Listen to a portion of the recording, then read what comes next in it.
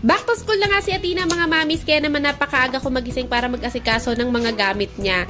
Bali, inuna ko namang ilabas tong uniform at palda niya. Buti na nga lang gabi pa lang ay naplansya ko na to. At pagkatapos nga isa-isa ko na rin kinuha dito yung pabango, ipet at saka yung suklay na gagamitin ni Athena. Gising na nga din si Athena mga mamis at nag-aalmusal na siya sa tabi ng daddy niya habang nanonood. Inahayaan ko lang muna mga mamis kasi medyo maaga-aga pa naman ng mga oras na yan. Pagkatapos ko ang ayusin yung uniform at mga gamit ni Athena, habang nag-aalmusal pa nga si Athena, ayusin ko naman na itong babaunin niya.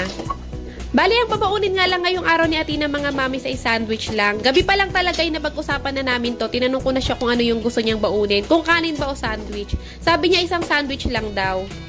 At kapag nilalagyan talaga ng palaman yung sandwich niya, mas gusto niya talaga yung ganyang part kesa yung ina-spread ng kutsara yung palaman. At pagkatapos nga hatiin ko lang sa gitna para mas maganda naman yung presentation. Hindi ko na nga tinanggal yung brown sa gilid mga mamis kasi paborito pala ni Athena yan. Dati kasi talaga pag ginagawan ko siya ng sandwich, tinatanggal ko pa yung gilid na brown. Yun pala, mas gusto talaga niya yan mga mamis, mas gusto niyang inuuna kainin yan kesa sa pinakagitna ng tinapay. Bali, inilagay ko na nga dito sa baunan niya.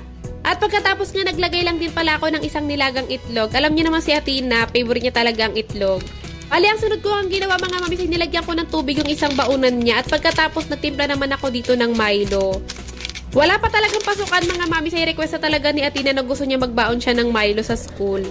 Kaya naman ngayong start na yung pasukan, pinagbigyan ko siya. Bali, naglagay nga lang ako ng konting mainit na tubig mga mamis para medyo matunaw yung Milo powder. At pagkatapos sinalo-halo ko lang. At pagkatapos nga ito nga nilagyan ko na siya ng tubig mga mamis. Bali, kalahati lang pala yung nilagay ko kasi nga isang Milo lang naman yon. At kapag tinitimplahan ko talaga si Athena ng Milo o kaya gatas, hindi talaga siya nagpapalagay ng asukal. Ayaw niya kasi talaga ng lasa ng asukal mga mamis. Nung naayos ko na nga yung mga babaunin ni Athena, ito nga inilagay ko na sa lunch bag niya na nabili ko sa Shopee. Ay mali, sa TikTok shop ko pala yan nabili mga mamis. Nung okay na nga yung baon ni Athena, ito nga tinabi ko na, tapos si Athena ay pinagbihis ko na. Hindi ko na nga pala pinaligo si Athena mga mamis. Kasi nga gaya ng dati, gabi pa lang talaga ay pinapaligo ko na siya para pagdating ng umaga ay kayang-kaya ko ng talian yung buhok niya. Eto nga to, nakapagbihis na si Athena, ito nga sinimulan ko naman ng talian yung buhok niya. O diba, ang ganda ng batang yan, manang-mana sa mami. Charot! Pagkatapos ko nga talian ng buhok si Athena mga mami, syempre hindi pwedeng mawala yung pabango niya. Para kahit hindi siya naligo, ay may bagong ligo pa din siya. Hindi nga kami nagbabago ng brand na pabango ni Athena mga mamis. Paiba-iba ng kulay pero hindi kami nagbabago ng brand. Kasi napakabango talaga nito mga mamis. Hindi to sponsored pero talaga naman masasabi ko ang bango niya. Kahit nga isang linggo na mga mamis ay amoy na amoy mo pa rin to sa uniform ni Athena. At syempre pagkatapos nga na pabango, hindi pwedeng mawala yung powder.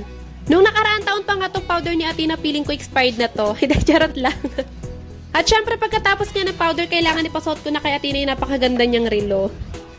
Pero syempre hindi namin yung binili mga mamis, bigay lang yan kay Athena. O diba, puro bigay na lang. Charot. Regalo talaga yan kay Athena nung birthday niya mga mamis, at ngayon ko lang ipapasuot sa kanya. Bali, ang brand pala ng relo na yan mga mamis ay Cat Kidston. Hindi ko alam kung tama yung pagkakabigkas ko, i-search na lang sa Google.